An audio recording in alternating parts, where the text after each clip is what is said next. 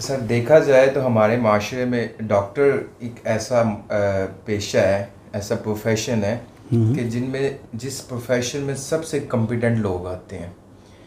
और इसमें इसके साथ कंपैरिजन करें तो वकला जो हैं वो उतने competitive नहीं होते जिस तरह डॉक्टर्स होते हैं।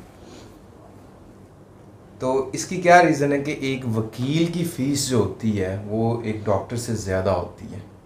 बात तो आपकी ठीक है कि वकील की फ़ीस लाखों में होती है। बाज़ दफ़ा डॉक्टर के पास आप चेकअप करवाने जाएं 2000 रुपया ले चार्ज, अच्छे डॉक्टर साहब हैं 2000 रुपया फ़ीस चार्ज करके तो आपका चेकअप कर देते हैं। लेकिन यहाँ पे एक मिसअंडरस्टैंडिंग है। मिसअंडरस्टैंडिंग ये है कि वकील साहब कॉम्पिटेंट कम होते हैं डॉक्टर से।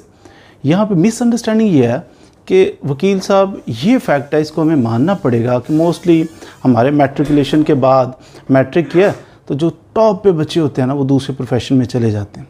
जो फिर जनाब डॉक्टर बन गया, फ़लाँ बन गया, फ़लाँ बन गया। जो रह जाते हैं एफएससी करते हैं, बीएससी करते हैं, उसके बाद फिर उनमें से भी कुछ है ना डिफरेंट फील्ड जो बिल्कुल ही रह गया तो वो फिर वकील साहब वो एलएलबी करके तो कोशिश करते हैं इस प्रोफेशन को जो कॉम्पिटेंसी उस लिहाज से कि बहुत लाइक फाइक किस्म के वकला नहीं होते। आटे में नमक के बराबर ऐसे वकला होते हैं जो शुरू से ही टॉपर थे। मोस्ट ऑफ द लॉयर्स, उनका ये म्यार होता है कि शुरू में वो एवरेज किस्म के स्टूडेंट रहे और चलते चलते लॉ किया। लॉ करने के बाद अब फील्ड में आ गए। लॉ करने के बाद भी उनको ये नहीं है कि किताबें हिफ्ज़ होती हैं। बहुत सारे वकला को, इवन के जजेस को भी सारा कानून नहीं आता। कहते हैं ये उसूल है कानून की दुनिया का, ये उसूल है कि ये ज़रूरी नहीं है कि आपको ये पता हो कि कानून क्या है, आपको ये पता हो कि कानून कहाँ है। आप सर्च कर सको कि रेलिवेंट प्रोविजन को मैंने कहाँ से सर्च करना है। वकील साहब के पास बड़ी कॉम्पिटेंसी नहीं होती, ऑफ कोर्स नहीं होती, जब वो इस प्रोफेशन को ज्वाइन करता है। लेकिन with the passage of time, वक्त गुजरता जाता है। वकील साहब के पास एक केस आया, जनाब मेरा सर्विस मैटर है। एक टीचर साहब तशरीफ़ ले, प्रोफेसर साहब हैं, उन्होंने अपने सारे रूल्स रेगुलेशंस उनकी जो डिपार्टमेंट के वकील साहब को पढ़ाए। वकील साहब ने पढ़े, समझे, वकील साहब के इल्म में इजाफ़ा हुआ। सेकंड केस आया वकील साहब के पास, वो जनाब आ गया, आपका रेवेन्यू का केस आ गया। वकील साहब ने केस पकड़ा, रिसर्च की, पढ़ना शुरू किया इस केस के लिए, रेवेन्यू के लॉज का एक्सपर्ट हो गया। फिर वकील साहब के पास एक डॉक्टर क्लाइंट आ गया, सर मैं डॉक्टर हूँ, मेरा ये इशू है। वकील साहब ने फिर रेलिवेंट रूल्स रेगुलेशंस डॉक्टर्स के, उनके क्या क्या हैं, वो सारे पढ़े। क्वाइट पॉसिबल कि कोई डॉक्टर्स ऐसे आपको मिल जाएं कि जिन्होंने अपने रूल्स रेगुलेशंस नहीं पढ़े। लेकिन जिस वकील के पास केस आएगा ना, जिसने केस फाइट करना है, उसने वो मंगवाने हैं, परचेज़ करनी है, बुक उसने पढ़ लेने हैं। तो डॉक्टर से भी ज़्यादा इसके पास इल्म है। जो क्लाइंट भी आता है ना वकील साहब के पास, वो कुछ ना कुछ इसके इल्म में इजाफा करके जाता है, पैसे भी दे के जाता है और साथ इसके इल्म में इजाफा भी करके जाता है। तो यूँ पहली मिसअंडरस्टैंडिंग तो ये है कि वकील साहब ज़्यादा कॉम्पिटेंट नहीं होते। शुरू में जब आते हैं वो बहुत ज़्यादा कॉम्पिटेंट नहीं होते, ऑफ कोर्स नहीं होते, लेकिन with the passage of time ये सबसे ज़्यादा लर्नड, सबसे ज़्यादा इल्म वाला वकील ही होता है। हर प्रोफेशन, हर डिपार्टमेंट, इसके अंदर इसके जनाब रूट्स होती हैं। इन्होंने हर तरह के केसेस करने और हर तरह का लॉ पढ़ना है। लोगों को फिर इस काबिल हो जाते हैं वक्त गुजरने के साथ साथ कि हर बंदे को ये एजुकेट कर सकते हैं, ये बता, इतने इल्म वाले और इतने कॉम्पिटेंट होते हैं। दूसरी बात ये रही कि वकील साहब की फ़ीस ज़्यादा होती है और डॉक्टर की फ़ीस कम होती है। डॉक्टर्स हमारे लिए बहुत काबिल एहतराम है कि वाकई हमारी सोसाइटी की करीम होते हैं और नेशन को सर्व भी कर रहे हैं, दुखियारों की बड़ी हेल्प कर रहे हैं। लेकिन अब उनकी फ़ीस कितनी है? एक कॉम्पिटेंट डॉक्टर के पास आप जाएं, उसके क्लिनिक पे चले जाएं, लाइनें लगी हैं, 50 बंदे बैठे होंगे, 50 बंदे टोकन लिया हुआ है, उन्होंने 2000 रुपया फ़ीस पे कर दी उन्होंने। अब 2-2 हज़ार करके 50 बंदे तो ढेर सारे पैसे बन जाते हैं। अब डॉक्टर साहब किस चीज़ का 2000 चार्ज करते हैं? डॉक्टर साहब इस चीज़ का चार्ज करते हैं कि जनाब किसी बंदे मरीज़ को देखने का। तो मरीज़ आया उनके पास, मरीज़ को देखा उन्होंने, तो देखने के पैसे चार्ज करते हैं। उससे पूछा जी पेट में दर्द है, क्या रीज़न है, आपने क्या खाया, आपकी हिस्ट्री क्या, कुछ बात करते हैं, तो मेडिसिन लिख दी और चला गया। इसे कहते हैं मरीज़ को देखना। जबकि हम जो चार्ज करते हैं, वकला जो चार्ज करते हैं फ़ीस, ये क्लाइंट को देखने की तो चार्ज करते ही नहीं है। हमारे पास कोई क्लाइंट आ जाए तो हम उसे देखें तो हम कभी नहीं कहते मैंने देखा है तो पैसे निकालो। हम कहते हैं कि आपका क्या प्रॉब्लम है, प्रॉब्लम डिस्कस करता है। उसके बाद फिर हम कहते हैं आपकी रेमेडी ये है कि आपका फ़लाँ कोर्ट के अंदर ये केस बनता है, और फिर क्लाइंट कहे मैं आपको हायर करना आपकी सर्विसेज लेना चाह रहा हूँ। फिर हम उसको बताते हैं कि 1 लाख रुपया मेरी फ़ीस है, 10 लाख रुपया मेरी फ़ीस है, लाखों में। अब वो क्लाइंट के साथ सेटलमेंट हो जाए, आप उसका केस करते हैं। तो अगर हम क्लाइंट को देखने का चार्ज करना शुरू कर दें ना, तो फिर हमारी भी इतनी हो, 2000 रुपये टोकन लेके अंदर आएँ, हम आपको देखेंगे, अच्छा आपका ये केस है, हाँ आपको उधर जाना चाहिए। इतनी सी बात करने का अगर हम चार्ज करना शुरू करें, हम भी 2000 करेंगे।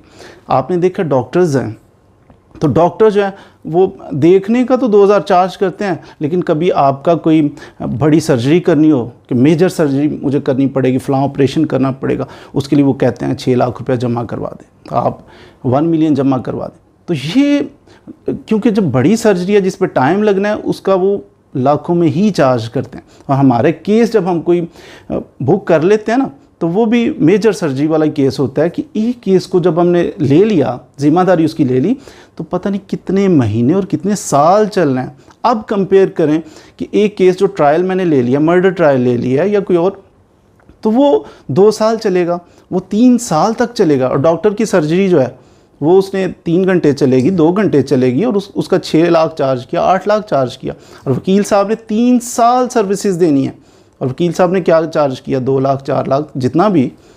अब कंपैरिजन करें तो आपको महसूस होगा कि वकील साहब ने ज़्यादा चार्ज नहीं किया। तो ये कॉम्पिटेंसी, ऑफ कोर्स डॉक्टर्स भी कॉम्पिटेंट है और वकील भी किसी से कम कॉम्पिटेंट नहीं होते, लेकिन आपने रवैया देखा कि वकला का थोड़ा सा डिफरेंस ये भी है आम सोसाइटी से, कि आप कभी डॉक्टर साहब के पास चले जाएं, पेशेंट जाते हैं टोकन लेके, जनाब मुलाकात के वो पैसे होते हैं, डॉक्टर साहब से डिस्कस करने के पैसे होते हैं, पे करता है फिर मुलाकात करता है। कभी डॉक्टर साहब ने कहा प्लीज़ बैठिए, चाय मंगवाएं जी, बिस्किट खाएं, कभी ऐसा नहीं आपने ऑब्ज़र्व किया होगा कि डॉक्टर साहब चाय पानी जूस पिला रहे हो। लेकिन कभी आपने ऐसा ज़िंदगी में ऑब्ज़र्व शायद ना किया हो कि किसी वकील साहब के ऑफिस में चैम्बर में आप चले जाएँ और उसने चाय ना पूछी हो। पूछी तो दरकिनार मैंने अक्सर यही ऑब्ज़र्व किया कि आप जब भी जाएँ वो चाय पेश करते हैं, आपको चाय पिलाते हैं, पानी पिलाते हैं, बिस्किट, आपका सेटल होता है इशू उनके साथ, आपके बुक होता है केस या नहीं होता, ये एक अलग चीज़ है। आप अननोन भी है ना, गुजरते हुए वकील साहब के चैम्बर में चले जाएं, वो आपको चाय ऑफ़र करेंगे। तो ये वकील साहब का एक अंदाज़, एक मयार है ना इनका, तो एक्सपेंसेस करते हैं, ये इतनी बारीकियों में नहीं पढ़ते वकील साहब। कॉम्पिटेंट लॉयर जो है उसकी फ़ीस लाखों में हो जाना ये कोई बड़ी बात नहीं है। और मैं तो ये राय रखता हूँ कि वकील साहब अगर कॉम्पिटेंट है तो उसको उसका हक देना चाहिए, उसको लाखों में फ़ीस अगर उसकी बनती है तो उसको देनी चाहिए।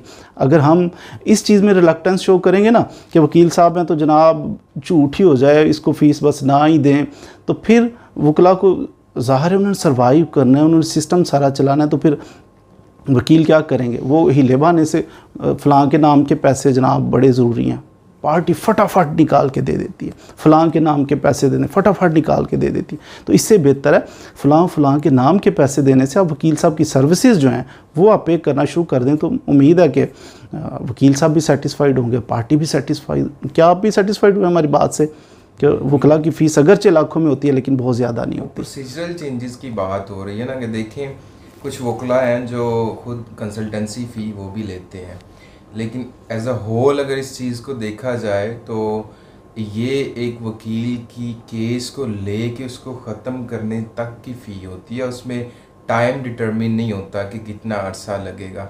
तो इससे होलसम पर्सपेक्टिव में इसका एनालिसिस करें तो वकला की फ़ीस डॉक्टर से ज़्यादा नहीं होती कितनी भी चार्ज करें, अगर कॉम्पिटेंट वकील साहब हैं तो उनकी फ़ीस कभी भी ज़्यादा नहीं। ये इनका टाइम है ना, टाइम एक बड़ी प्रीशियस चीज़ है कि टाइम अगर आप किसी को देते हैं तो अपने टाइम को कीमती इन्होंने कैसे बनाया होता है, बहुत ज़्यादा हार्ड वर्क और स्ट्रगल के बाद अपने वक्त को इन्होंने कीमती। दूसरा मैं आपकी बात में एक चीज़ और ऐड करूँगा कि पंक्चुअलिटी जो प्रोफेशन वकला के प्रोफेशन में पंक्चुअलिटी का कॉन्सेप्ट है वो उसको निगलेक्ट नहीं किया जा सकता।